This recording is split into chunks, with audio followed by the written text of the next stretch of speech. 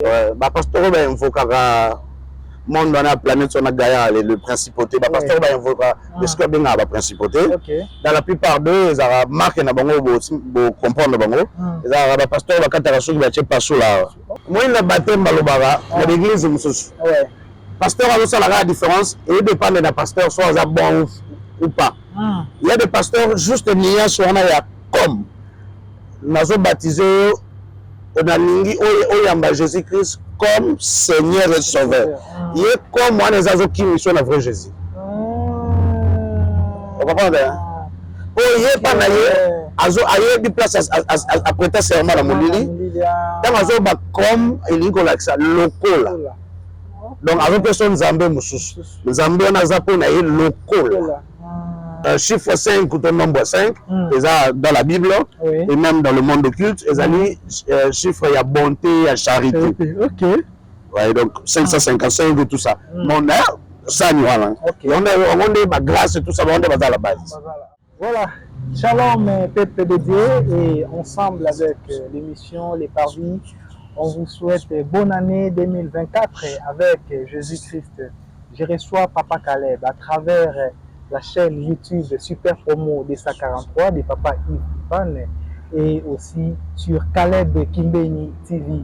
Avec lui, nous allons faire la rétrospective des émissions qu'on a fait l'année 2023 et émission où qui n'a pas tant fort et notamment le coup là émission où on a parlé sur les principautés, on a parlé sur les mariages, on a parlé sur la famille. On a parlé sur guerre il y a Israël et Hamas. On a parlé aussi sur guerre il y a Ukraine et Russie. Et on a parlé sur l'esprit écarté. Et on a parlé aussi sur plusieurs questions au bout de la Kibiso. Et aussi à la fin, on a parlé sur le révérend apôtre Roland Dallot et prophète Francis Tatou et le candidat de Dieu, pasteur Ngalassi. En tout cas, je vous demande trois choses, peuple de Dieu. Regardez d'abord cette émission jusqu'à la fin et abonnez-vous très massivement et continuez de partager les liens entre amis et connaissances. Et n'oubliez pas aussi de liker. Que Dieu vous bénisse. Regardez cette émission avec toute conviction et avec la foi. Et on est ensemble. Que Dieu vous bénisse. Alors je reçois mon invité, Papa Caleb. Bonjour Papa Caleb. Bienvenue dans l'émission Nangaï, Le Parvis et Boni Santé, Boni Nandaku et Boni dans l'ensemble. Merci beaucoup, Papa Eric. Merci. On a fait Simbote na Baonyo so Bamesana Kolanda Biso. Je dirais d'ailleurs bonne année à Baonyo so. Vraiment bonne année. Année Kitoko. Na lingi d'abord ko yebisa pe bande ko Baolanda Biso. Je pense qu'ensemble nous avons eu le temps de dire tout simplement merci. Merci à celui qui nous a fait grâce. Il y a comment nous habitons encore cette année. Merci à celui qui a voulu que nous soyons vivants, à celui qui a voulu que malgré que nous sommes dans le tas de maladies, mais il a voulu que nous ayons encore cette souffle de vie. Merci à celui qui a permis que tout perdre Batou, Bazaki le plus cher.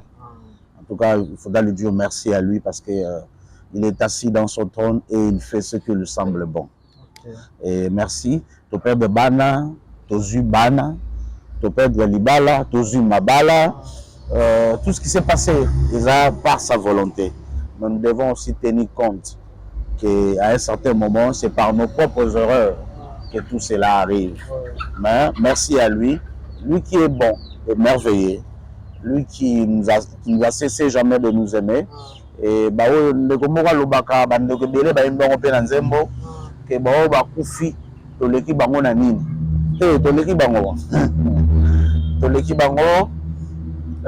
nous avons encore la chance de montrer la grandeur de notre Dieu. Bango, comme la grandeur on a eu, mais l'accès sous grandeur on a été.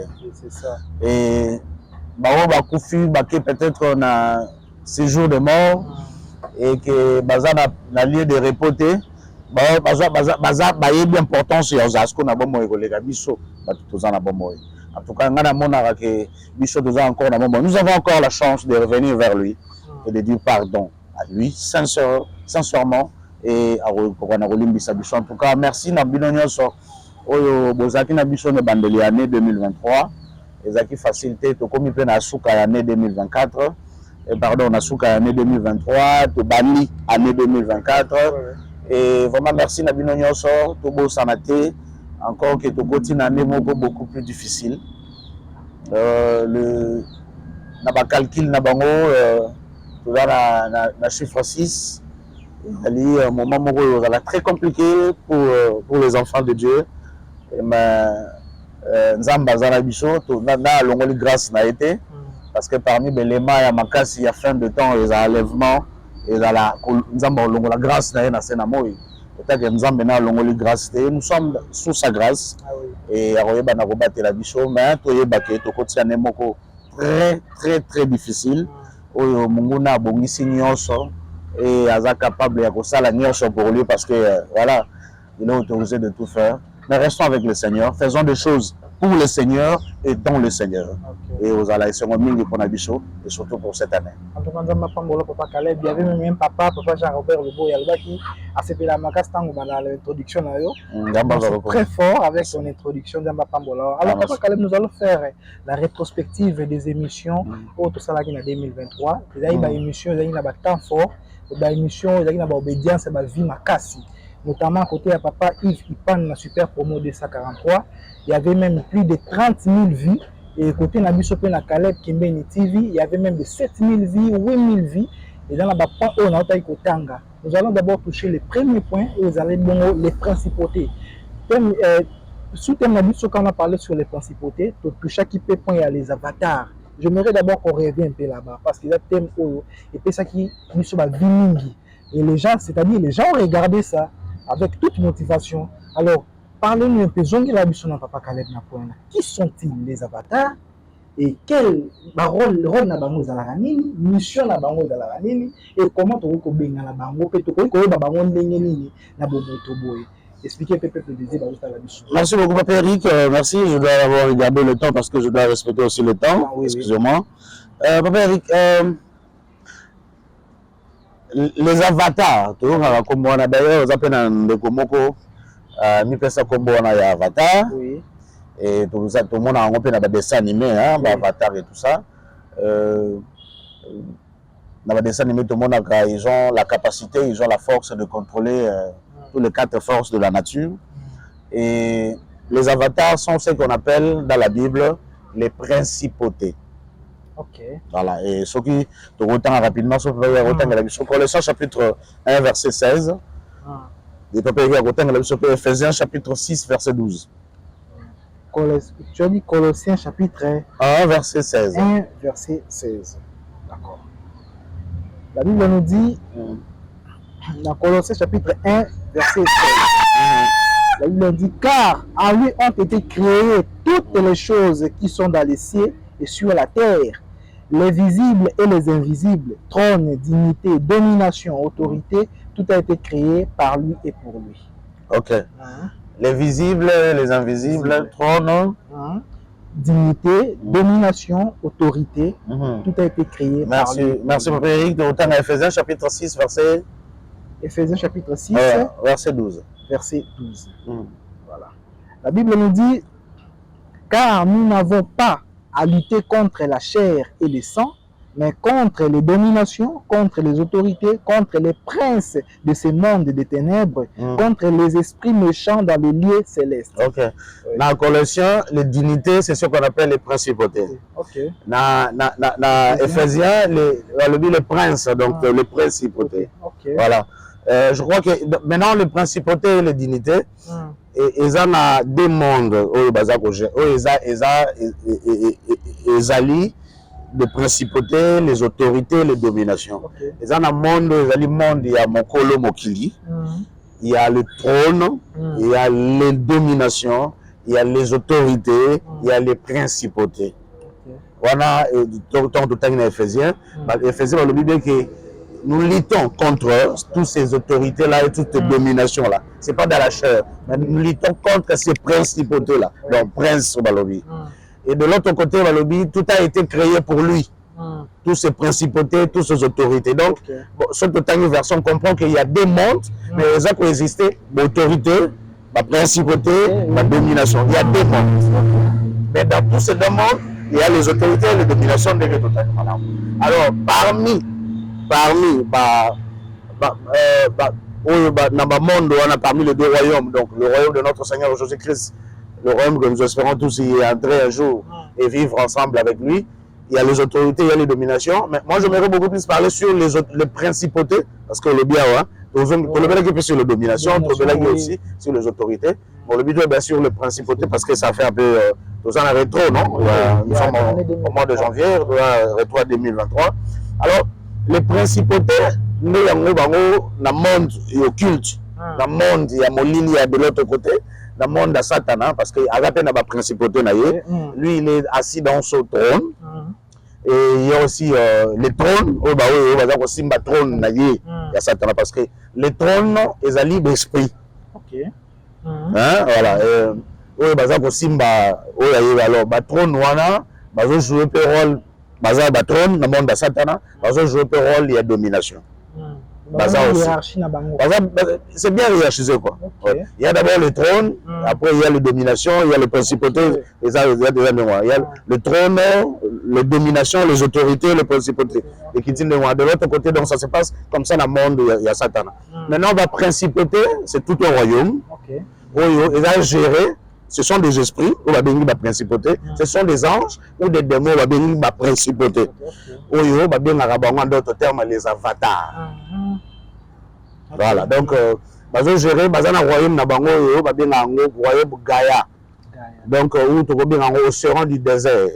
L'océan du désert. Donc, parce que le temps où tu as un bateau, il faut que tu aies beaucoup plus dans l'océan. L'océan est un désert. Parce que nous avons un désert, mais nous avons un océan. Parce que le désert, on a tout le monde a désert. On peut avoir un maille. Et ça l'a rappelé aussi dans de grandes mers. Oui, pas désert, mais dans de grandes mers. Ils sont gérés par la reine, où elle veut gérer toutes les princesses ou toutes les princes, où elle va bien la reine Maya. Je crois qu'on en a parlé d'ailleurs sur la chose rétro. Et ils sont gérés par lui. Et tous ces principautés-là, dont les avatars. On est beaucoup plus au gérer le monde, gérer le monde de la mondialisation, gérer le monde de la technologie. On est à la base, parce que dans le monde de la bango, il y a belé na mokili. Ceux qui peuvent dans le monde de Satan, ceux qui sont dans le basé belé na mokili. Mi-ange, mi-démon, ce sont des principautés. Les dominations sont là. Parce que dans le but même, les dominations, ce sont des esprits, ce sont des êtres. Il faut bien comprendre le biseau. Mais c'est beaucoup plus dans mokili que les cas, ce sont des principautés. Parce qu'ils sont là comme des princes et ils sont là beaucoup plus pour gérer. Par exemple, beaucoup plus dans la présidence, il y a le pays, beaucoup plus dans des gestions, tout ça dans le monde. Quoi. Oui. Le bien mi-ange, mi-démon. Vrai terme, les avatars.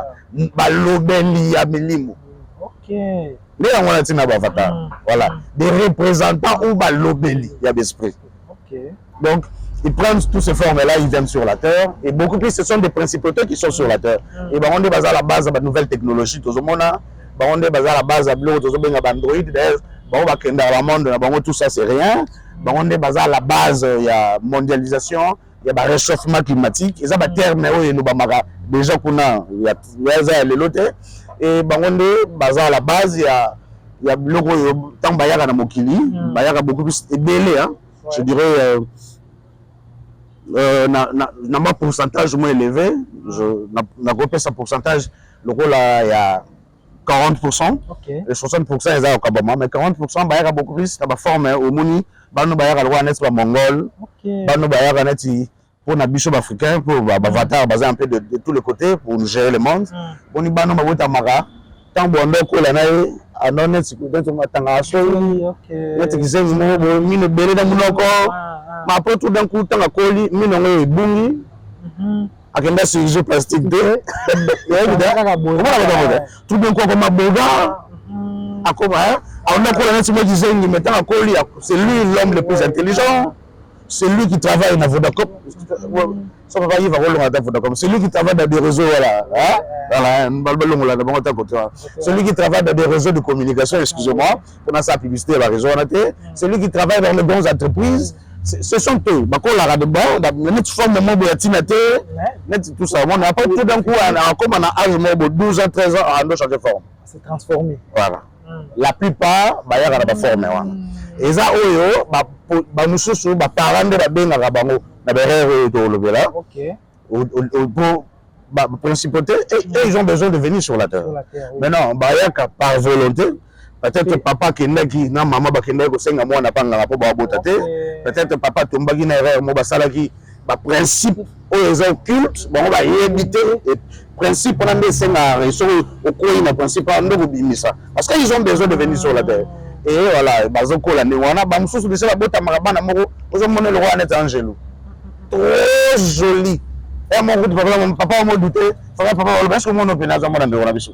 Et bien ba ya bende ngwana bene bayaka neti mwana moko neti démon voilà après tout d'un coup petit à petit au moins on a forme moko boye tout ça et on a très intelligent la classe donc bah nous avons notamment la forme là ce sont des avatars qui viennent sur la terre et d'ailleurs aussi bah ça rappelle dans moi pourcentage je dirais 0,5% bah bégayaga tout ça on habite bon salut kokomoza bongo mais ils sont comme ça aussi et voilà et parfois pas nombre de pourcentage et aussi bazalaka na ba forme ya bano pourcentage na bango je dirais 2% 3% bazalaka misu na bango za ramper vert mon misu za net bleu net grise ouais so le monde misu ka bleu net niaou voilà donc bazape belé la yaka comme des avatars et ils viennent de na lobité ba tunyo so ba do kanga ba bono non le roi za grise papa kala lo bagité dans la plupart des cas il y a un nombre de pourcentage bien précis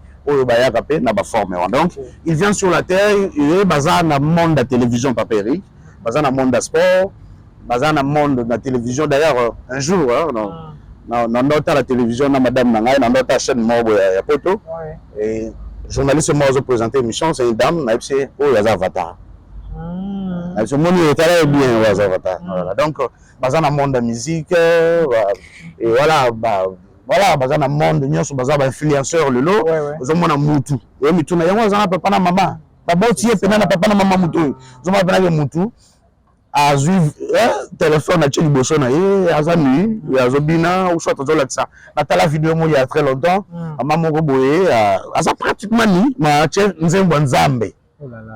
Hein? Et après, si mon hôtel en a ça, c'est l'envoûtement dans les façadions. Je ne peux pas envoyer ça aux gens. Mais mon tout on a dit, oh Seigneur Jésus. Donc, ouais, aujourd'hui, on a monté ça des choses totalement immorales. Et pour n'a quoi influence, il y a Aza, il y a oh Yazali. Aza 100%, aujourd'hui, on est monté. Mais il y a 100% monté. Il y a mon clip pour n'a quoi influencer les humains créés par Dieu.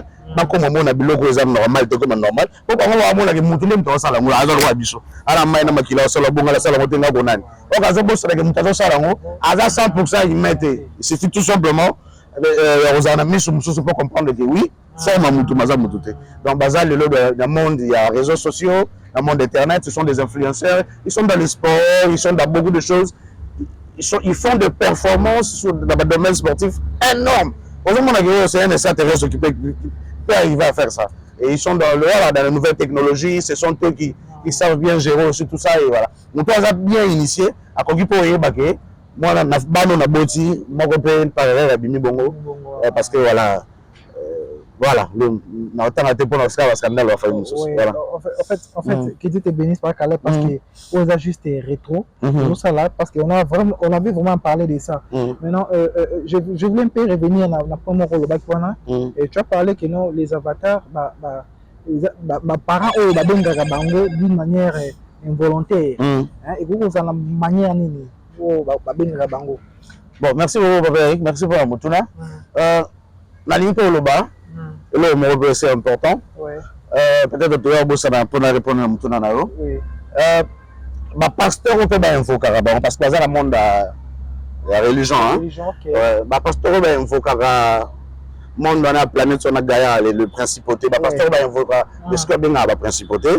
Dans la plupart d'eux, ils ont marqué pour comprendre. Ils ont pasteur, quand tu as reçu, tu as passé là. ok, je vois. La plupart des sont des homosexuels.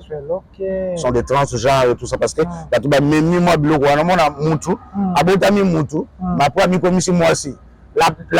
la majorité des bateaux ils mettent à 100%. Ça la bon pour influencer les humains, ça la bon. Je vois. Ils sont dans la médecine et tout ça d'ailleurs m'aider. Qui est la DS en médecine, Naza Bango, ils ont géré tout ça. Ou Aza hôtel, il y a poison d'or. Na quand moi goûte na moi mon kiliba, moi gombo poison d'or. Poison d'or, ils ont le rôle à totem. Ils ont un talisman, hein. Et là, bon, on aura le temps peut-être toujours à expliquer en haut. Donc, et voilà, m'aider à la DS ou à gérer en haut, tout ça m'aider. Aza la base, il y a comme une médecine. Aza peut parmi la principauté. Elle a pas de principauté et il y a beaucoup de choses comme ça basi après comme un peu na postérieur artificiel comme un bassin artificiel et tout ça et alors c'est en fait papa Eric bon là va des fois hein na lobaka Nzamba sala biso bon oui il a promis que dans le dernier temps ce qui est bien deviendra mal. Ce qui est mal deviendra bien. Il nous a promis que dans le dernier temps, tout sera noir. Mais en tout cas, vraiment, s'il vous plaît, hein, bon, on a évité son alcool, banani, son alcool, la nani. Mais, na ma connaissance, on a vraiment mawaké. Avant que l'antichrist aille revenir dans mon kili. Bon, en fait, on a évité, c'est impossible de m'annoncer parce que c'est pas écrit. Mon Dieu, nous avons dans le sous. Ah bon? Oui, voilà, tu as tellement dans le noir, tu as tellement infiltré, ce qui peut rendre gérer Bissot bien, il faut infiltrer Bissot. Bon, ça, tu n'as pas géré Bissot bien face à la Bissonine. Il faut infiltrer Bissot, hein? Même tu m'as dit, je comprends. Je me demande, on coupe Saint-Esprit Zali. Bon, sur Saint-Esprit. Et vous allez encore grave. On est vous allez encore grave, on est vous allez. Bon, malheureusement, parce que on a la conscience. De plus en plus, la télévision, on a la conscience. La musique, on a la conscience. Tout ce qu'ils font, ils appellent la conscience. Oui, non? Parce que dans le cerveau de l'homme, il y a ce qu'on appelle les fréquences. Et dans la musique, il y a aussi des fréquences. Donc, ils font en sorte que, ils doivent changer de fréquence dans le son. Et tu as la première, en fait. Mais là, on a tali banana, oui, on ne fallait pas la boîte à je souhaite faire la boîte à Maka, là, comme on voit Mondaï. On a tout filé, on a tiki bon à âge. Ça me décale parce qu'il a dit prenez soin de ma mission et moi je prendrai soin de votre famille. Il y a mon rôle à bon et dans les lits que vraiment Nzamba aux soins à bon, on a la salle fort, ça là où il y a Sénégal. Parce que soit de coup fils sans Nzamba. Hein? Et tout ce qui est 5 ans, 6 ans, 7 ans, 8 ans, 9 ans, 10 ans. Le Bénin est compliqué. Voilà, donc c'est parmi des choses comme ça. Et voilà, donc, les appels d'artistes, baza moi mingi, d'artistes en gros, tout ça, mais les artistes, moi, comme on est bandit na M, et ceux qui na E. Les appels parmi, bateau, ben, il faut avoir principauté. M. Avec M de la E. Ok. Donc, on comprend maintenant. Comme on est bandit na M, et ceux qui na E. Aza mwana mobile. Ok, je comprends. Aza pas homosexuel. Ah bon? Voilà. Donc, il m'a rien de la razem. Voilà, donc, bon, en fait, on ne sait pas là où on doit mettre le pied, quoi. Ouais, hein? En tout cas, en réalité, la scène à mourir, son zambe peut pas finir le mot de michou. Ton zambe est mené quelque part. Et puis, non, le manette, c'est gros mot, hein? Et un artiste mot, il un musicien. Il y a gospel. Ok. Tout le monde a gagné un concours mobile, tout le monde a gagné oui. Tout le monde a gagné un concours mobile. Bon, concours on est bien ça va musicien. Ok, oui. Concours on a y a gospel té. Tout le selon nous hein. Oui, je vois. Na tout la question question na bi, est-ce que après courir pour jouer na gospel. Et c'est là que na gospel à quel concours on a. Abi bon, tant que là concours on a. Biso zo to yebita bon. Ayemba ki pe banzembo eza ya gospel te na concours wa ayemba ki bien makasi hein azula na ba point asuba oui c'est ça là ça même donner respirer hein donc si vous essayer ki concours wana après y na gospel est-ce qu'ayebi ça ki biso que maintenant je reviens vers le Seigneur? Je ne pense pas. Ozo manyo sona. L'équipe au Gabon. On peut payer. Talambele, excusez-moi attends comment dire. Era chantre mo boy comment aimbela mokili.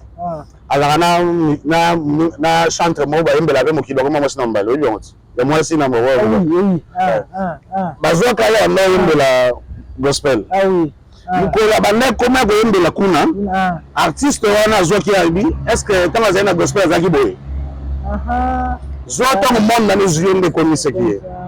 Mais je pense que tant que papa na biso ba carry to ba ye na gospel. On peut le gospel de encore. C'est ça. Hein?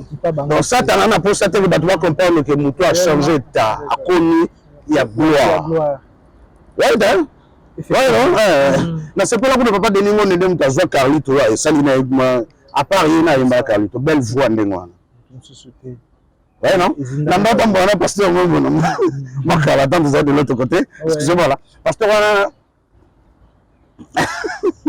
ayo ami baje bakarlito yandinga bokona so natambona lelo na soka kotika na mtu kadimare achi banzemu na wa mana papa Denis ngone banzemu na tout ça so na kama kiki comme chaque fois tu na bi on a mama banzemu so na radio no abi bon na so so ko na ko na ba mo shock star oh voilà ahora lo mando ale mozo omuntu na razembe mama maya asoka ataka banzo mo wa shopsa abi nazoka mbamo zikondo abi oh ndiye sote abi donc tu dois demander mutu ba ozo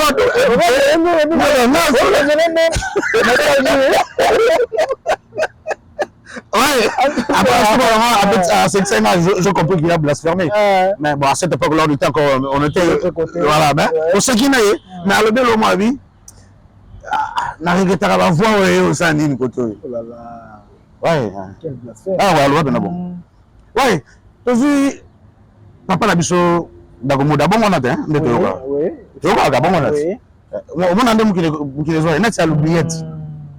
Mais ils ont acheté au centre mo Nzambe akende kuno oyo kaba on mama nini on mama dio ba featuring ba tout ça ouais mélange de sons du genre parce que on dit pourquoi nous sommes là parce qu'on a infiltré donc tout ce qui est compris au ça la valeur en Nzambe voilà le bana soi-disant bana Nzambe ba dit que personne valeur mon attendait tout ça émission ils ont la valeur de prendre le commentaire de la finir point parce qu'on a infiltré. Parce qu'il y a des gens qui viennent aussi pour faire des témoignages, mais qui n'ont rien à voir avec les témoignages vrais. Ok, différence. En fait, le problème c'est que Azara souci t'es qu'à faire sa témoignage vrai. Ailleurs, quand on a un témoignage, pour y avoir l'objectif faisant un bébé sa témoignage. Pour ça, on va bien. Vrai ça témoignage, je vais bébé. Il y a des choses dans le témoignage, ok. Ouais, donc on a infiltré. Donc, c'est comme ça que ça se passe. Donc, et tous ces gens-là, tous ces complots-là, c'est la principauté. Okay. Donc, ce sont les principautés qui gèrent toutes ces choses-là et c'est trop négatif. Alors, je ne sais pas pour revenir à votre question. Oui. Voilà. Je me demandais, mes parents, involontairement, la principauté, ça se passe comment? Bon, involontairement, la principauté comment? Les principautés, d'abord, pour savoir, il y a un mot qui est. Ok. Volontairement, ils allaient au Kenya, voilà. On a essayé de former la maki, on a mis la maille, à Beni Bilima, à Pécho Moine. Moi, on a Pécho Avatar, automatiquement. Et je suis involontairement. Papa Azaï a 8e Meli, dans le baron de l'émission, mais tout ça rétro. Papa a 8e Meli Masanga. Alors, Soukoutita, a couché dans moi si mon robot, Libanda Nan. Après, il y a zone Nandako. A couché dans moi si Oyaye, Yandako. Maintenant, ce qu'on a un moment, a couché dans moi si c'est moi fatigué par maman, et ça dit que mon colongue, Azar à calendrier, ça dit que. Ok. Ouais. Moi, voilà. Moi, je couché dans Ndako. Au moment où je couché, mais tu penses à une autre femme. Oh là là. Ils ont regardé? Oui. Surtout avec Bassala Matsubasa. Il y avait même une question. Voilà. Aux en plein moment, on a rapport à maman. Mais ils ont pensé peut-être sur le 8, ils ont pensé tout ça. Et ceux qui n'ont même moment où ça la bongo. D'ailleurs, on habite le solon, on a oublié. Ils ont un pasteur, Moko, à Yemba Rapé. Mais on a chita Mamouké. azo bimana na likango moko boye likango yango azo abimaka na likango moko boye mais que esali ke likango yango oyo aye pasteur aza mpe marié moko mosusu azobima na mobali oyo aye bazosala rapport na mobali oyo aye mobali azolela na kombo ya pasteur wana mwasi azolela na kombo ya pasteur wana ouais na moment wana soki baboti avatar parce que la femme pour naïe aza dans rapport sexuel na mobali baza na yete baza rapport parce que le problème c'est pas physique, le problème est spirituel. La loi n'est pas physique mais la loi est spirituelle. Donc le problème est à ce moment-là. Ceux qui posent au coucher, tu penses à autre chose ou voilà ou soit bosoani na moi sinayo et bosengani pardon te. Elle va y tout sur la madame. Et bosengani pardon te. Le cas na mbeto na simakanda na pona yezana tibolimbisi. Le PC accès à diable. Parce que nous et donc la Bible nous dit, c'est l'apôtre Paul qui nous dit ça, que ne donnez pas accès au diable. Maintenant, le diable veut que nous puissions lui donner l'accès, mais acte n'a pas opposé. Sans d'ailleurs, l'ignorance, c'est ce que le diable aime. C'est vivre dans l'ignorance, faire toutes choses dans l'ignorance. Et ça va même que nous avons conscience sur le ah bon? Je vais beaucoup bien dans notre ouais, non? Mais tant que Zalaki, alors il a été géré l'ignorance, malgré tous les conseils qui étaient tout autour de lui. Donc, le diable sait que tant qu'il y a 22 ans raisonner, il y a même besoin d'influencer le raisonnement. Mais ce que tant qu'il y a 22 ans raisonner, oui, c'est ah, ça. Au mieux, ce qu'on t'a dit, en tout cas, tout ça, ça c'est une bonne idée. Il y a un monde de exécuter. En réalité, c'est ça, ouais, donc, il y a beaucoup de choses, il y a beaucoup d'effets. Donc, comme là-bas, il y a la base aphrodisiaque. Il y a des jus émergissants, tout ça, la publicité, il y a des café.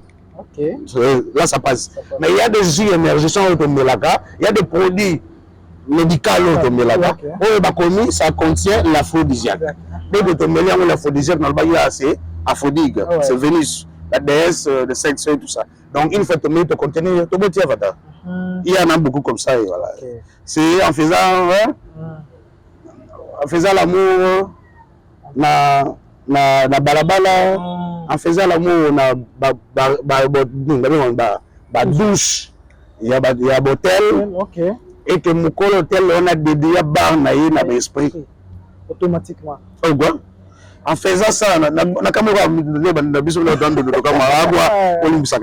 donc,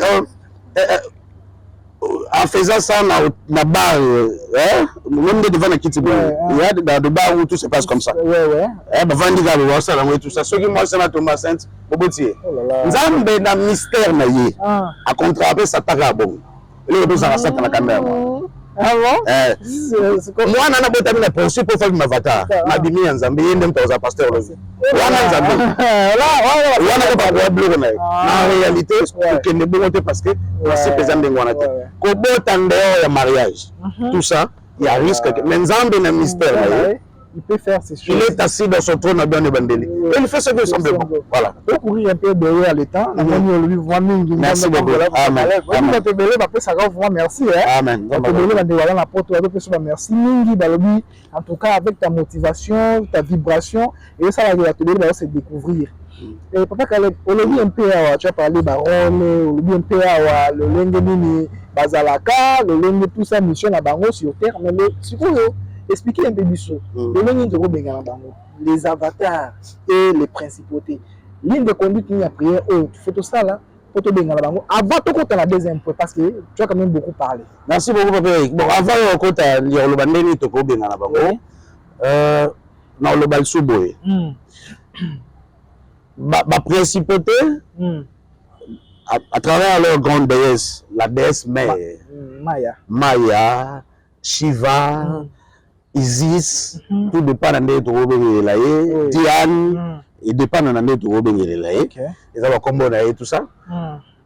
Ils ont entouré tout autour de lui des légions, des démons où ils ont géré tous ces principautés-là. Ils ont mokili, ils ont joué au rôle yatindi bon, c'est l'amour, il y a un rapport qui est le diable, mais il y a aussi tout autour de lui là, la charité. Charité. Voilà. Ok. On va bien la grâce. Ok. Là, surtout, on va banzembo. Oh, grâce. Oh, grâce. La charité. Oh, grâce. Oh, tout ça. Voilà. Donc, voilà. Et la plupart, on va invoquer la charité. Voilà. La charité, va être la servante. Ok. Il y a. Où il y a gérer le monde, il y a la principauté. Ok. Il y a maintenant ce qu'on invoque directement parce que pour atteindre la grande mer, il y a des dimensions. Okay. Donc, on peut atteindre le pouvoir, non? On a métier dans le grand pouvoir. Et, bateau va invoquer la servante, il y a la grande mère. Il y a la charité ou la grâce. Ok. La chante, il y a la ranzambe. Wachaka komba grâce, biso to kansaki ba oyembe la nzambe. Faut donc comprendre que tant yazo ba Seigneur, merci. Seigneur yazo ba Seigneur yazo kansate ba pere. Et là Seigneur o yayi. Tant le ba merci na ndengo saleli ngai. Azo ba la merci na o yayi. Azo ba na Dieu tout puissant, le créateur de toutes choses. Ata lobi ko za le créateur de toutes choses po yayi biki. Nzambe na ye aza le créateur de toutes choses. Ndenge yayi beli yazo lo ba bongo. Azouande merci, même Nzembo, Mazo Bana, Ouyaye. Ça n'a rien à voir avec les Okansaya Zolo. Oui, donc, et Bango peut l'avatar, il y a aussi un monde qu'on appelle les Elohim. Pas Elohim. Ok, voilà. Donc, la grâce, la charité, la base, il y a autre chose, 555. Ok. Parce que chiffre 5 ou nombre 5, dans la Bible et même dans le monde occulte, ils chiffre il y a bonté, il y a charité. Ok. Ouais, donc 555 et tout ça. Mon ça nous voilà. On est ma grâce et tout ça, on est à la base. D'ailleurs, basé aussi à la base. Excusez-moi. Je n'ai pas une illustration moi ça. Oui, la catch américaine, la catch américaine, très bien. Undertaker, oui. Bon, avant d'évoluer dans la catch, tant on doit aller vous avez bien, qu'il y a un moi manager ne m'a boyé. Ce que Indi on doit PC net tu vois ça ne m'a boyé. Ouais. Bon. Ça papa il bon le papa il va bien illustrer ba image là. Mais pas une chose voir sur ma biso voir illustrer. Bon, biso mo pe de Google to côté. Ouais. Et ça il quoi net ferme ba c'est le mois 555. Mais il y a des trucs aussi comme Calibas, comme Thermos, la foufou na oui, je vois. Et on a monté non, parce que bah évoluer on prend un monde spirituel quand il y a moi nande voilà. Ça représente aussi voilà. OK. Totem il y a charité tout la grâce. Et dans la plupart il y a bateau ba infocar ba charité, ba on doit ça la don de charité. Ah ba on doit ça la don ba kabara na orphelinat, ba on doit ba ça ba propriétaire ba orphelinat tout ça. Atako basalaka bongo pour na ko empêcher bana nzambe basakapare na domaine wana ya kosalaka ba don ya orphelinat ya ba charité esengeli yango basala sala biloko na bango po ba encadrer bana et po ba oya bango nde bayelaka bango ba don esukaka na bana et ezalaka un peu difficile pour bana nzambe d'aller donner ouais donc voilà donc de l'autre côté toke bala banzembo ça to momo yiti na ba ito les gars 5 à 6 ans mutu nyonso la grâce chante nyonso grâce yango comme épidémie grâce bien sûr que les hommes ngolu photo yimbango mais comment qu'il y a un moment le wana va bobo voilà donc en réalité dans la plupart bando yembela grâce au yabiso to yebité faveur infinie faveur imméritée non bando yembela la grâce au yabango ce sont des divins voilà ce sont des démons. OK. Maintenant, avant peut-être tu as le lien au Bingala Bango. Tu as parlé un peu, nous sommes avec Seigneur, grâce. Tu as parlé un peu de ça, la Seigneur, grâce, tout ça. Maintenant, la différence, c'est qu'il y a là, Nzambe, avec toute puissance, avec sa parole. Différence, c'est la différence, c'est Ali Kakamoko. OK. Dans l'évangile de Jean chapitre 4, le Seigneur Dieu nous dit que l'heure vient et il est déjà venu. Où les vrais adorateurs adoreront le Père en esprit et en vérité. Car ce sont ces adorateurs-là que Dieu cherche. C'est là. Si nous pouvons bien. Ma commune en Zambie, il y a un principe à suivre. Oui. Et ça a été comme Ce sont des principes. Oui. Tu endosses on a déjà dans préparer l'émission. Aujourd'hui, par exemple, que Bible commis, honore ton père et ta mère, ainsi que tu vivras longtemps sur la terre. C'est le principe, papa. Si on veut vivre longtemps, honore ton père et ta mère. Et le principe, on est sous canate, même moi, botsingate, avec papa. Oui, c'est ça. C'est le principe, la parole de Dieu est là. Ce sont des principes qu'il faut respecter. Et il y a des principes sur ça.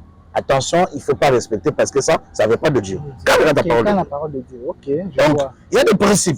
Et parmi ces principes-là, le Seigneur dit, ce sont ces adorateurs-là que Dieu cherche. Donc, l'Ouana divine, oui, être adorateur, oui, invoquer Dieu, oui, prier Dieu, mais il faut être d'abord un vrai adorateur. Non seulement un adorateur, un vrai adorateur. Ce qui est vrai est juste. Ce qui est juste est bon. Ce qui est bon est semblable à la vérité. Je pense que, en tout cas, merci beaucoup. Merci beaucoup. Après que Dieu te bénisse, parce que il fallait quand même tout ça la rétrospective à l'Olengue. Parce que ma vie tellement ça prouve la suffisance que les gens ont regardé le thème pour essayer de parler en 2023. Je sais que la bande de s'abonner, de partager les liens, parce que l'émission et aussi, en 2024, il y aura beaucoup de choses à parler. Il y aura beaucoup de choses. Pour que les principaux chasser, tu n'as pas. Ok, mais sinon, tu peux parler aussi de ça. Hein? Il n'y a que le nom de Jésus qui est au-dessus de tous les noms. Dans le Bible, tout le temps qu'il y a en Éphésiens, il y a un principe de domination, dignité, autorité. Tout ça a été créé pour lui et par lui. Hein? Dans la réponse, il y a le Bible. Tous les versets sont des principes à respecter. Et donc, si nous respectons que nous devons recevoir le Seigneur Jésus-Christ, notre Seigneur et Sauveur. Bon, moi, n'y a ces alliés. Moi, il a baptême Balobara, dans l'église, pasteur a la différence, et il dépend de pasteur, soit bon ou pas. Il y a des pasteurs juste niant sur un comme. Nous avons baptisé on a lingi Jésus-Christ comme Seigneur et Sauveur. Il est comme moi, les azos qui sont le vrai Jésus. Vous comprenez? Il n'y a pas de place à prêter serment à mon lit. Comme il y a local. Donc, avec personne Zambé Moussous. Zambé, on a zappé, on a local. Ok. Il dépend de notre pasteur. Si c'est un vrai pasteur, comme là, il joue sans souci. Mais si c'est un faux pasteur, il est comme moi, on a prêté long serment, deux places par jour. Il y a un moment, un pasteur, il y a un missim, tu vas bien faire pasteur, mais nous avons baptisé plus de 100 personnes dans le moment. Tu vas bien faire pasteur, on te comment à niveau. Nous avons comme ça, on a ensemble à baptiser, on a baptisé, on a pas Yambisi, Jésus-Christ. Lokola, mon conzité, mon bikisi. Aza mon conzité, mon bikisi, lokola. Oh là là. Nia Sonapana est très important. D'ailleurs, qu'on a tous ces jours dans des mots, dans des gestes, dans des signes. Tous ces jours. Tous ces jours, dans des symboles. Même le lendemain, on a baptisé, le lendemain, à tous ces jours. Le lendemain, se comporter. Matière, même matière qui est pas tout ça se joue. Donc, il y a un certain niveau de tout comment. Donc, dans une zone, parce que c'est important, il doit faire très attention. Ceux qui n'ont pas sûr dans pasteur, parce que bon, moi, je suis le balai. Maintenant, nous appelle moi. Ali Missanga Bête, c'est un peu de bagou, Ali Missanga Bête, c'est bon. Oh, bonjour, pas Caleb, nous avons bonjour. Pas Caleb, nous avons ceux qui bénissent à Zaramosa, nous avons solo toté. Ah, je suis à un niveau discerné. Si en 2023, on a en 2023. Si on a un niveau discerné, que ceux qui ont le bana, Azasu Nanzambete, toi Zambete, bon, c'est ça. Pas miné Tikali. Ouais, donc. Il y a des choses où déjà tu vas débattre la montée. Déjà je comprends. Il y a des choses peut-être. Oui. Même si maman n'a pas répondre, papa répond, wana azwaka badime na ngai aza mpenza mpo na ngai namonaka ye moni eloko asepelaka na ye mpo alobaka vérité. Abi ok. Ah bon. Bon, heureusement que Jésus reste Jésus, il est le créateur. Quand il était devant le diable, quand le diable a l'obagi que ceux qui osent moi dans Zambé, qui t'a sauté, bah je dis bah oui ce soit le vérité. Là ça on va pas le vérité. C'est ça.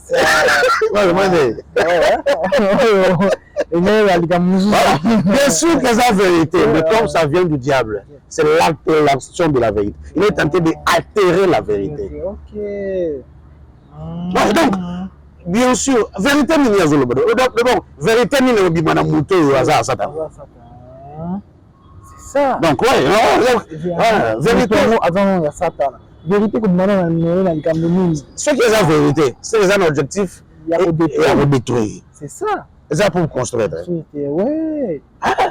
Parce que au lieu de tout ça dans le niveau, donc il faudrait que donc pour chasser tous ces principautés-là, nous devons avoir Jésus-Christ, notre Seigneur et notre Sauveur dans notre vie. Car en lui, tout a été créé. Et pour lui que tout a été créé. Toutes ces dominations. Et l'apôtre Paul nous dit, nous avons à lutter, pas contre la chair, mais contre les principautés. Donc, si nous avons Christ dans nous, nous luttons contre toutes ces principautés et toutes ces dominations, toutes les autorités là. Donc, c'est Jésus-Christ qui combat pour nous. Et nous ne combattons pas pour avoir la victoire, mais nous combattons dans la victoire. Et toutes ces principautés là n'ont rien à voir. Ils n'ont rien à voir quand nous avons Christ à nous.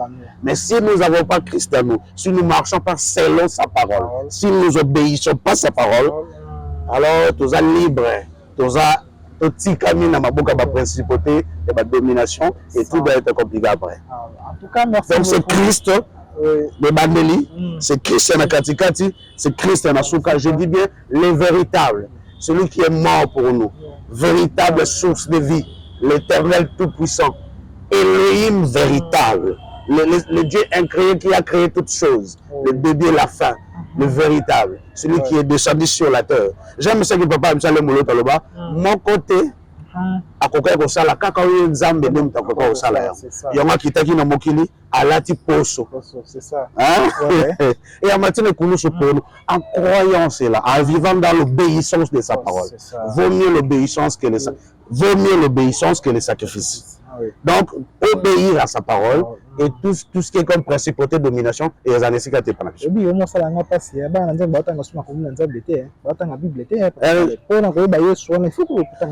Tu imagines,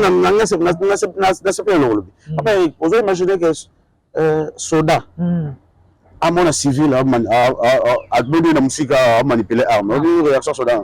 Soda au Kim. Directement, ce qui a qui m'était à vers oui. Fort canal. Yo, vous possédez une arme. Il y a un danger. Donc, Satan, ce qu'il y a chrétien, il y a la Bible. Il y a manipuler l'arme. Il y a arme. Bombe atomique, il y a ma casse, na été sur la risque de détenir entre Américains. Mais bombe atomique, il y a Soukawal. Il y a ça, les moyens de dégâts puissance, pas de réalité. On ne va pas sauf chrétien pas solo. Aïe, comme manier la Bible, pour discerner, pour autant la Bible. À commission arme, il y a solo. Ça, tu as besoin de la Kekuna. Bon, il y en a aussi. Donc, moi, ça doit bien mon délai moto. Exactement. Voilà. Ça fait très mal. C'est autant la Bible. Aussi mêlé dans ma rambo, mais autant la Bible juste dans le sambo, parce que le sambo, on a sans la parole de Dieu, le sambo est à vaine. Quand les gens vous disent comme Seigneur Jésus-Christ, c'est pas biblique. Donc, tu continues la deuxième partie. On va parler maintenant sur le mariage. D'abord, on peut se remercier parce que tu t'es disponibilisé à quoi une émission sur la zone à la Bisso, partout dans le monde entier. On parle un peu pour les mariages, deuxième point la Bisso, des mariages. Les femmes de nuit, Marie de nuit, on avait aussi parlé de ça, la rétrospective, et expliquez-nous un peu quelques détails sur ça, parce que tu as parlé beaucoup dans le premier point, je dit presque important, mais il dit que nous pouvons capter toutes les ressources, voilà comment on va caler ma scène, on peut vider. Parlez un peu sur le mariage. En ce qui concerne le mariage, tout le bas qui est l'émission, le roi est rétro, tout le bas qui est La parole de Dieu, ce sont des principes. Oui, oui. Les 10 commandements, ce sont des principes qu'il faut respecter. Il faut mettre la discipline, du coller la discipline. Pour tout ça, les 10 commandements. Oui. Alors, mariage est une institution divine. Donc, il y a des principes où ils allaient pour montrer à moi aussi à Kenaï na libala. Ce que aussi ma principe pour anati au balité. Soit au bali, mon PC accès na Satan. Aux vulnérables na libala na. Obi cause il y a des divorce. Obi cause il y a pauvreté dans la famille. Cause il y a bano to baoza la basouete que to bota bango. Et ça parce que tu respectes qui te ba principe pour être dans le mariage. D'abord, tu respecteras tes principes que Mobali arrive à moi cité avant. Mobali, moi si pas Mobali n'a été avant. Moi déjà ça t'as un salaire fort à 99% de tout ça en gros. Donc moi on s'est retrouvé moi je suis retrouvé en Nandagu déjà si donc on a fait des nuits de noces donc tu veux compter même avant le mariage. Déjà le principe de tout ça raté.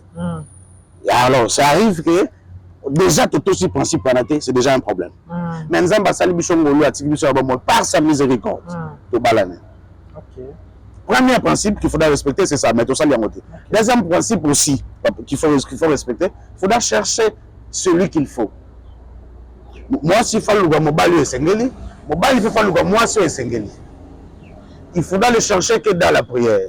Nous avons été mais nous avons le corps des autres ça malobanaï. Auto ça va principe au sengeli au kutara na oya yo comme ko lo kutara na yo yeba ke ye hein pour mona ke na mi lo baka ke soki boye komi soki boye salami c'est que ye wana voilà. Je vois comme tu es enfant de Dieu et le Seigneur est là pour accomplir. Mais de l'autre côté aussi to lo baki ya motu ya pe mingi zali ko respecter wa bengi d'autres. Oui, nous sommes famille, hein. Continue à na regrettaka mingi des pasteurs occultistes et les pasteurs charlatans qui ne maîtrisent rien balimbi sabiso et kolobake mwana nzambe azana tina te bando respecter ba makasu ba biloka dino na tout ça. En tout cas bolimbi sangana tanga kombo, en tout cas bolimbi sangana. J'en ai suivi une fois le pasteur François Mutombo parler de ça. Abi, libala, faut respecter le Kwanate. Oh, pasteur François Mutombo, yemoko, dans la belaka. Ah oui, tu peux toi, yezongi, alobi atinda ki biloko pa ba koko na bango. Oh, ils ont pas l'image, hein, papa, il faut rester. Papa, puis on a causé. Les images restent, non? Oui, oui. Hein? Il y a des choses qu'il fallait donner. Il y a Béli à Salid mais oh, il y a Libala, à l'objet exact qu'on respecte. Oh, il y a des teams de comment bien. Oh, il y a quoi, il y a le oh, il y a tout ça qui est là. Comment bien. Il y a des choses comme ça, non? Mais oh, est-ce que comment il y a ça me semble tout ça? Mais oh, comment il y a ça? Alim Bissanga, pour sa polémique, ce sont les grands, je le respecte. Mais ça m'a touché quelque part. Il faudra savoir que nous connaissons en partie, hein, et nous prophétisons en partie. Je sais que dans le lobby, ça peut faire des débats. Mais, dans le lobby, parce que je suis convaincu qu'il y a des choses. En tout cas, parfois des sentiments, hein, qui nous poussent à faire des choses. Non, papa, chaque outil a ses principes. Même Babindé, le barreau, Bisso, c'est comme si c'est facile, mais il faut ça. Oui. Apparemment, c'est facile, hein? Mais si on s'allie bon, aux humains en avant légalement. Bon, c'est ça, effectivement. Au bichon en France, moi, ça présente aux parents. Après tout ça, bon, le bis, ça va au ballon. Mais si on s'allie bon, mais bien, tout aussi principe, il y a ballon. C'est ça. Il faudra aussi comprendre. Si dans les années 80, 60, dans les années 70, François Bandoba, avant que le diable d'ailleurs ait restauré des systèmes où il y a l'élo, il y a France. Bon, c'est n'a pas envie de restaurer le système, il y a l'élo, il y a le Congo. Et tu connais, il faut s'adapter dans le Voilà. est-ce que vous avez dit que bakoko na biso pe yakala parler avec des ancêtres pour que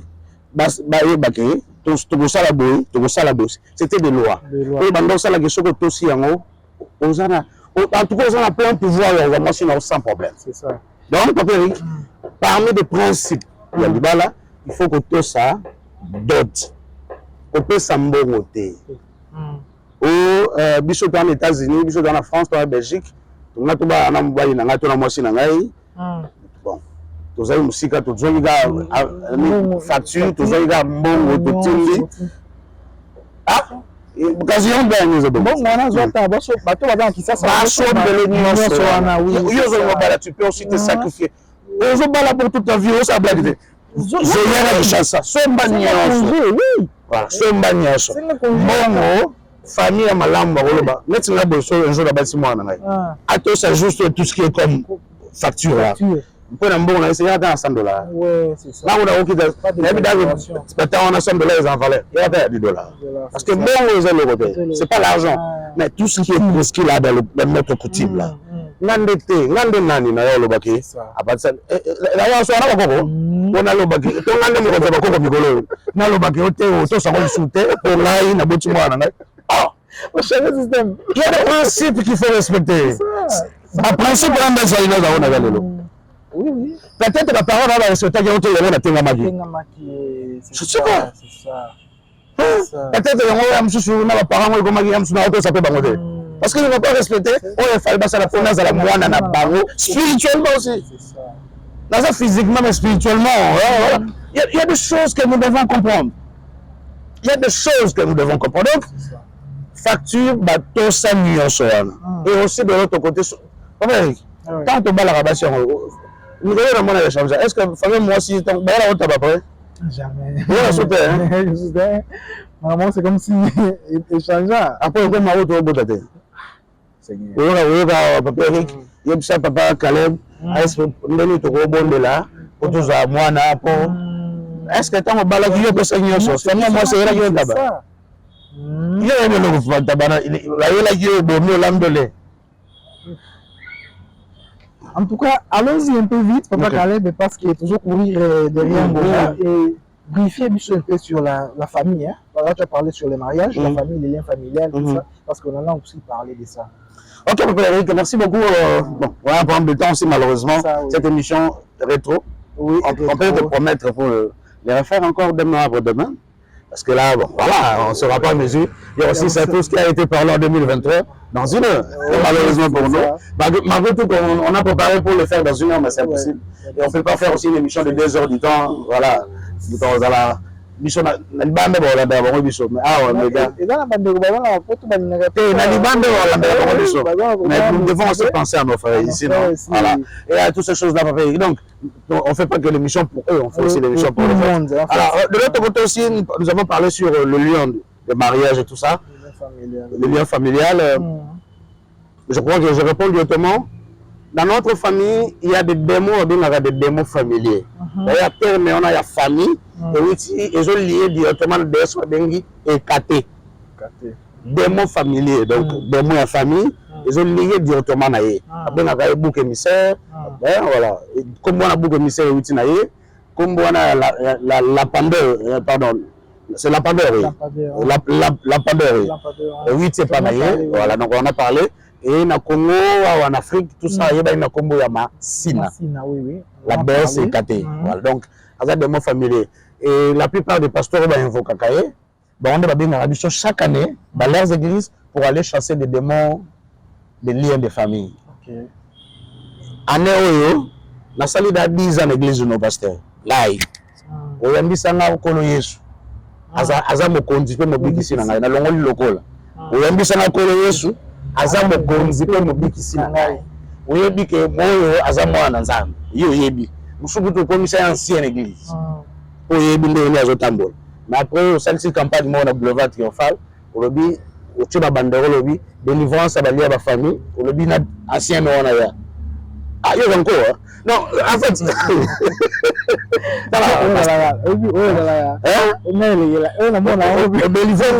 Délivrance sa famille en 2028. En 2008. Mais en 2009. En 2010.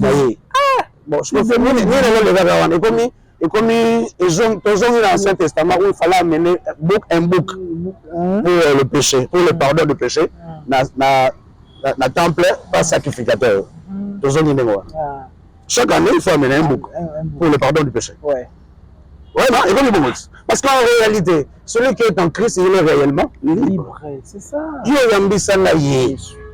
Na comment na ye famille na ngai comment sous couverture na ye bali ma famille à chaque année il faut ils ont eu dans le sous ils ont bien ngati c'est que ça ba je me bossa na debo chaque année ça ne logo zo na ye pas na oyo o pesa qui est année il faut faire les sous et ça ba aventure la bossa parce que en réalité muto a commis moi na nzambe a commis lokola nzambe na ye pas na ye ba yete commis na lokola ukomisinga lokola tokomisinga nzambe bademo boyo sasu bademo familier boyo sasu na famille ngai c'est ça si y a un problème oyo komi ko pesa accès na satana exactement oyo bengana bademo wana ya famille bani ya famille eza oyo bisanga ina zongi la kolo na bosana peut-être j'ai oublié mon alliance notre premier amour oui c'est ça na mitona bon attends pour tout bébé spirituel bon ouais donc il est la biso normalement Frédéric ouais bien na franc-maçonnerie bazwaka presque tout ce que vous avez utiliser baloba ba mona ngona temple à Salomon OK sagesse est mêlée dans la franc-maçonnerie Zachaya Salomon à tel point que balingaka ba comme ça Salomon ya bango bandi maître za grand maître ça va pourquoi parce qu'il avait tellement cette capacité-là d'intelligence et de sagesse. Peut-être que moi, dans Nzambe, donc, même beaucoup de choses, il fallait à Yabiso. À comment Yabiso? Non, ça, il y a Yabiso. Oui, comme bon mugoni. Au coup sur le monde, il y a Yabiso, il y a Yabiso. Attends, il y a bon monde d'aller interprétation comment tout ça dimension même l'adoration bon on est comme niveau on ndenge tout ça peut le roi bango so tout ça le roi Paul tout ça roi d'ailleurs la Bible nous dit que Élie était une personne de la même nature que nous tout comme bon ndenge tout comme à niveau que dans un mois sina bana chaque année na mon ko micro de évident bandérole on a la délivrance familiale la délivrance chaque année ou soit comme après 2 ans de Bassalango. Et ce sont de mêmes fidèles qui reviennent. Parce que la délivrance, il y a famille chaque année. Il y a un problème. Moi, il y a un problème. Ça me surpasse parce que il y a un problème. Et un rituel. Donc, c'est comme si routinement, ce sont des cérémonies. Voilà, donc, année nazoki bopana bango, année on a bopana bango, tout ça, voilà. Il y a des esprits vampires. Hein. Okay. Ce sont des démons. Hein. Oui. Les autres films total Bazu, tout ça. Les vampires, ce sont des démons. Okay. Ils vivent dans les dominations. Okay. Hein?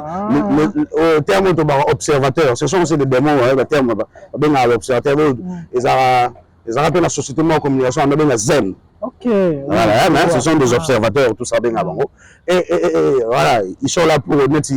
Baza bazwa rôle mokile sala ya bomona ga bole na banzela l'état tchelibino ba caméra la caméra publique là pour surveiller les observateurs le monde de zen na dit bien la société mo za zen oui je vois na que na msala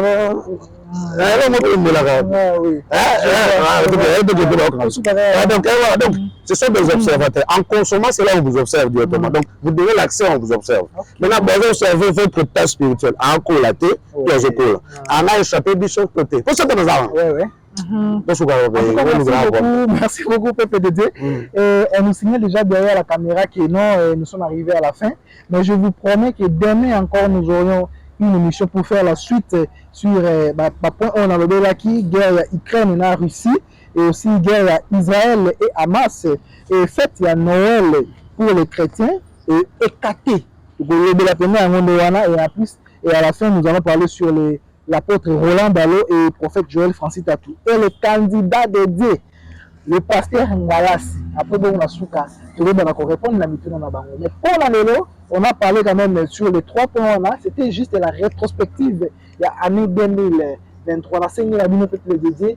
Continuez de regarder cette émission, que ce soit dans Caleb Kimbeni TV et que ce soit dans Super Promo 243, il y a Papa Yves Ipan. Alors, on a fini avec l'émission d'aujourd'hui. Papa Caleb, on a fini. Et demain encore, nous allons revenir pour la suite. Il y a l'obédience, il y a la vie. Il y a 2 chaînes différentes il y a YouTube. Alors pour le Papa Caleb, on finit. Qu'est-ce que tu peux dire dans le métier tout ce que je peux dire dans oui. Que le Seigneur a besoin de nous et nous avons besoin de lui. Oui. Je dirais d'ailleurs nous avons besoin de lui plus que lui il a besoin de nous parce que lui nous a montré combien il a besoin de nous. Oui. La parole de Dieu nous dit que le Seigneur a aimé le monde. Alors après parce que mais geste mais le Seigneur il nous a montré que quand on aime on donne. Alors il a donné sa vie pour nous. Nous les choses importantes dans mon toit ça bon moyen pour nous. Nous les choses alors il a fait ça pour nous. Yango a sans pardon le jour du jugement dernier. Parce que c'est comme si on a négligé cette offrande là que le Seigneur a fait pour nous. Déjà le livre de Genèse, il s'est montré que ce qui va venir après. Quand Isaac a voulu, Abraham a voulu sacrifier Isaac, il a dit non. Isaac m'a été c'est sacrifié. Voici l'agneau. Et après, il est venu faire ça pour nous. Il est venu faire ça pour nous. Quand Wadana Eva Basumokaki, Nzambe a longola qui poche ya nyama. Et pour nous longola poche ya nyama, il fallait maquiller tanati. C'est ça. Pour longola nyama na makila, longola qui poche ni le gars. Maquiller tangaye. Donc pour le pardon de péché, il y a acte ya Dana Eva, maquiller tangaye. Et pour le pardon du péché de l'humanité, pour payer même ce qu'Adam et Ève ont fait, il est venu lui-même payer son sang. Oh là là. Oh là là. Et nous devons comprendre cela. Et le Seigneur a payé son sang pour nous. Et c'est à nous maintenant de faire ce qu'il nous a demandé de faire pour hériter le royaume des cieux. Je sais que c'est très difficile, mais nous devons faire un pas, surtout pour cette année 2024. Nous devons faire un pas et dire à Dieu, na koki awa. Mais dans un apostle, il y aura raté le royaume des cieux. Ça y est, on va étiqueter là. Il y a le but que on tika munguna te amekanga au-delà ya makasi na ngai. Soki na kokokate seke makaso ozo senga ngana bunda nango na osala ngote na okanisa na osala effort. Zoka na kokokate. Je vais encore cette année osala plus d'effort. Et na oyeba pena ke a on a de koki soupe. C'est na mona makasi na yo. Parce que soki ozo mona ke ozo sala yo lo bake. Effort nyonso na osala mais na moi c'est comme Nzambe okipenga tete. Effort Nzambe osengo sala yango te yo sala. C'est la culpabilité. Les gens n'ont pas besoin de faire une chose de ça là-haut. Et on est à Mouna. Au salon, on est fort. Fais encore l'effort. Fais encore l'effort. Et au gouvernement, on a place au Souki, réellement. Dieu va venir intervenir. Nous voulons que nous puissions vivre dans ce monde avant la fin du temps pour influencer cette génération. On a eu tout ça l'effort. Voici ce que les influenceurs sont en train de faire dans les réseaux sociaux. Ceux qui vont ça là, on a bichot. Aux apporteurs de lumière. C'est ça. Sauvons-nous pour l'amour de Dieu. Faisons du bien. Faisons du bien. Faisons que du bien. Et espérons aussi, espérons ensemble que ce que nous sommes tentés de faire, c'est réellement du bien. Parce qu'il y a des gens qui portent des actes qui ne sont pas bien, mais eux, ils pensent qu'ils font du bien. Ce qui se passe à l'est de notre pays. Le Rwanda pense faire du bien pour son pays. Hein? Landa Paul Kagame. C'est ça. Ils pensent faire du bien. Il y a des gens qui tuent à penser à faire du bien aux autres. Et ils défendent ça. Il y a des terroristes. À Beni, tu as pas mon film. À ça, face à caméra de Bichot Zabo. À deux salami, il met blandé à ton coup faire un Bichot. La caméra, bon. Voilà. Et ils justifient ça. En faisant du mal, quoi faire du bien. Donc, nous devons savoir que réellement ce qu'on fait, c'est du bien. Et continuons à le faire. Et cherchons le Seigneur. Dans le moment qu'elle est encore très disponible. et na oye biso que za na moment moko te nzambe aza trop disponible so za batango tozali trop disponible. La parole de Dieu nous dit qu'il est devant la porte et il frappe. Celui qui attend sa voix. Le problème est que oyoka mongongo na ye. Oyoka mongongo musote ya ye. C'est ça. Et on pousse ça, il faut ça la geste. Après c'est mayo mongongo neza teke na yoki na. Ça faut téléma. Oyo fongoli porte. C'est ça. C'est ça. Oyo qui c'est bon, mais oyo fongoli porte et ya okota. Ozo bon ambition de quoi la porte. Et je tiens à vous dire que soka koti a vandi a resouper na yo. À la fin il va dire ce qu'il a dit. J'achète à côté la paix de Dieu est entrée dans cette maison aujourd'hui. Vous allez sentir que la paix sera dans notre maison. La paix sera partout où on marche. Et la lumière de Dieu sera avec nous. Et tout ce que j'avais à vous dire aujourd'hui pour ce début de cette année, nous devons servir le Seigneur, nous devons faire l'effort de servir le Seigneur. Peut-être que nous avons quand on a bonne bonité, il y a un chose qui marche. Nous avons pour ça les c'est ça. Côté de ma bengala, il y a eu un mot de il y a eu un mot. Hein, voilà. Et il y a un moment à bateau, moi ça côté, il pour aller d'agiter que présence il y a Suzanne, na Jeanne, na Marie, pendant dans Zambé, donne à bon de faire ce qu'il faut pour l'évangile. On va canaliser les évangiles.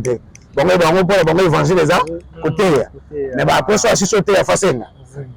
So on peut citer le babo, il le bébé, so on peut citer au pamboula maté. On les a na bala basu que on va ndé pesa parce que bando est badiloba. Cela est très important parce que bando sala musala na Nzambe. Tout le monde a sa part, tout le monde a son appel. Et ça va mutu msusu wala ndanga na mama oyo, ya benga mapakende na balabala te ya. Oyo binde ba considérer en France. Oyo binde ba considérer na Belgique na foot sud de Sikozali. Ce que ba monoga aussi bi dictaphone à 6 heures. On change votre bureau pour bailler biovina. C'est pas mon yo ça bon bon. Oh, il y a sérieux. Ça la bonne à bis. Ça là avec nouvelle technologie, tu peux au filmer ou diffuser. Cela est très important. Posons des actes pour le Seigneur. Faisons du bien. Et na lingi pour le balisho que chaque fois dans notre vie, tout ça la effort chaque jour. Et ça tout ça la monte mo bolam. Moto le bagé. Merci Seigneur pour la papa Eric Asali pour ngai. Peut-être le sambo na mo ko kite me ya mutu wana. Et le sungayo na makambo bele. Tous les égoïstes te le sambo na biso comme Nzambe talangai, Nzambe talangai, Nzambe talangai, Nzambe musala ngai. Je l'ai prié aussi pour les autres, intercéder pour les autres, surtout nous qui sommes forts. Hein? Cherchez à soutenir ceux qui sont faibles. Il y a des alliés pas bolés na biso. Que mon Dieu vous bénisse et pour ceux qui ça dans le bagage toujours moi c'est comme pour tourner oui toujours moi ngao moko to na pour ça li somi ya moko na biso olanda biso pour to ko mission ki toko penza eza ngara to ni to ko mission ki toko to di que dans le foot kuna par mois ah eza par émission dans le foot kuna par mois to continue moi to za pour ça to tourner à chaque fois et si on peut vraiment créer l'été ah là-bas oui to tourner à eux les rappelle les bago pour ngai pour qui tu te vendre les société moi brasserie. Moi tout ça bien tête hein. C'est ça. Voilà donc parce que tout ça moi ici kana biso to yanga wana to jui et to limite bon sango dans la propre si vous pouvez nous aider avec un $5 un $10 to son kit il y a plastique mais il y a beauté. Oh bah combien attend Jésus révèle bientôt. Voilà to son table to décorer si comme kimia et il y a balambo ça que to zana groupe. Donc, on doit cardio.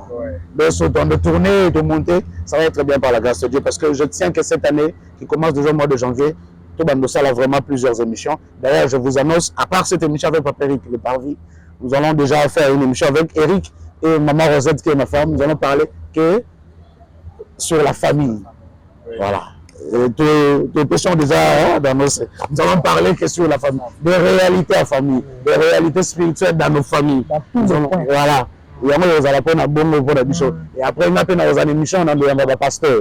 Il a dit que vous n'avez pas qu'à la bonne pour la bichoter. On a fait ça d'orientation. Mais j'espère que je vais choisir des hommes de Dieu qui marchent encore dans la crainte du Seigneur. Et dans cette émission, ça va être quelque chose de bien. Mais il faut plateau, on est bon. Veuillez nous aider. Nous sommes aussi à la fin du mois. Dans cette émission, il faut loyer. À $50. Papa Pierrot. Papa Yves. C'est déjà notre patron, super pour moi 243. Mais veuillez aussi lui aider, cela est très important. Alors vraiment merci vraiment. Je sais que nous espérons beaucoup à votre aide. Papa Yves Zala, Fouta loyer. Et ça, là, avant qu'il vienne, parce qu'on nous a trop permanent pour nous.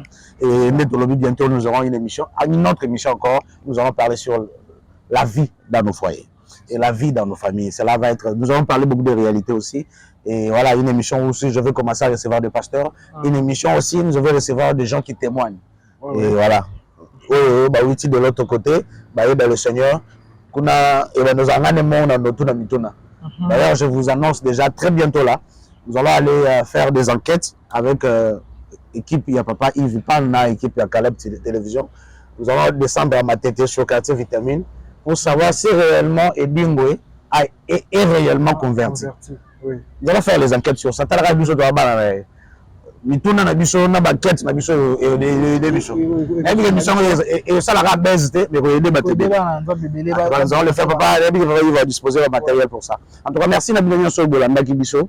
Na pesi mbote na ba nyonso ba soutenir biso mois de janvier malamu Zambalola azana bino na début année na pesi mbote na papa Martin Kalanda, na papa Seda, maman Nadine Dio, na pesi mbote na maman Rose. Merci pour na lipamboli na bino, na pesi mbote na papa Levi.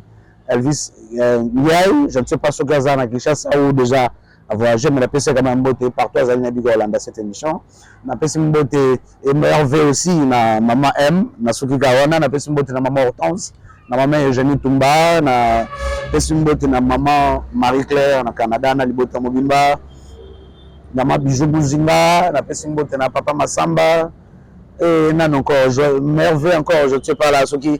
Voilà, on a fait simbote na omo na fiston, on a fait simbote na papa Alexis Mabenga na papa Alexis Ntimba na Kimpese, nzamba pambole na aussi na tabalanga bolane. En tout cas, merci beaucoup. Et aussi on a fait merveille na papa Eric. Amen. Pour ni banga c'est fou, na libota mobimba na moi na biso Marco. Et voilà, on a habité on a fait encore mbote na maman Flore et voilà. En tout cas pour na bao na Bossani, na habité. L'émission, c'est déjà après-demain et nous allons continuer à vous dire de merveilles. Que mon Dieu vous bénisse.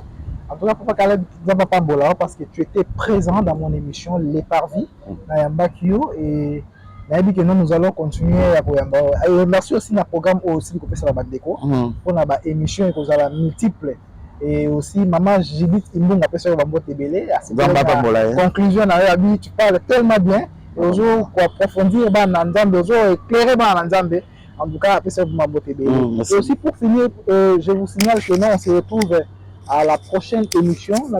Dès demain déjà. Hein? Dès demain déjà, on tourne très tôt matin pour continuer avec les sujets qui nous est resté.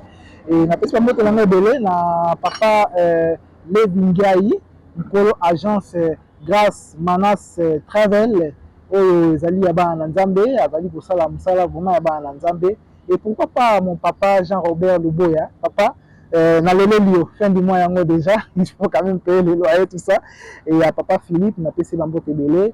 Et à maman, maman Hortense, on a payé Bambo Tébélé. Et pourquoi pas à maman Clarisse, maman Carmel, maman Christine, maman Françoise et à papa Martin Wanika. Bambo Gognon, sur eux de la Nagabiso, on a payé Bambo Tébélé, on a payé papa Yves Ipan, ou Tepa Azali. Et pourquoi pas mon frère qui est derrière la caméra de Piero Ipan na pesi la mbote belé sika azali nzamba pambola na musala kitoko sala ekutani bongo na prochaine émission nzambe azana biso merci bye ciao.